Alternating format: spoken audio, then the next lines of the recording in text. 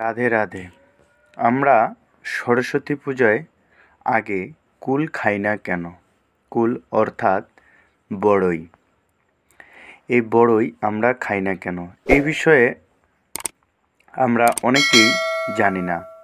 তো আজকে আমরা জানব আসলে সরস্বতী পূজার আগে আমরা বড়ই খাই না কেন। তো সরস্বতী দেবীকে তুষ্ট করার জন্য মহামুনি ব্যাসদেব বদ্রিকাশ্রমে তপস্যা করেছিলেন।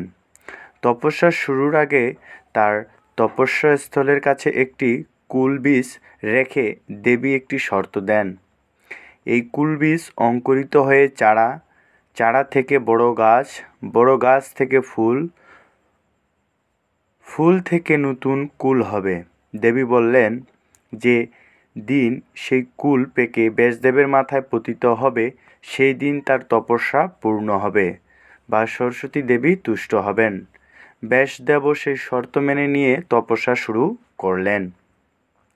ধীরে ধীরে বেশ কয়েক বছরে এই কুল বীজ অঙ্কুরিত হয়ে চারা থেকে বড় গাছ, বড় গাছ থেকে ফুল, ফুল থেকে নতুন কুল হয় এবং একদিন তা পেকে ব্যাসদেবের মাথায় পতিত হয়।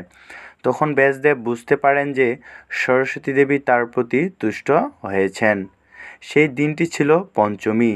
সেদিন বেদমাতা সরস্বতীকে কুলফল নিবেদন করে অর্চনা করে তিনি ব্রহ্মসূত্র রচনা আরম্ভ করেন।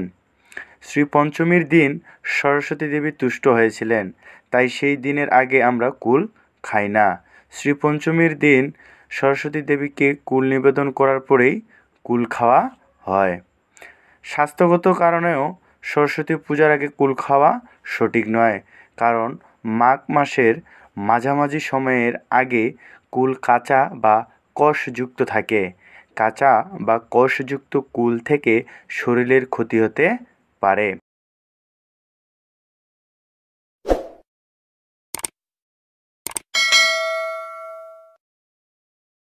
খাই না। সরস্বতী দেবীকে কুল নিবেদন করার পর অর্থাৎ বড়ই নিবেদন করার পর আমরা তা গ্রহণ করব। রাধে রাধে।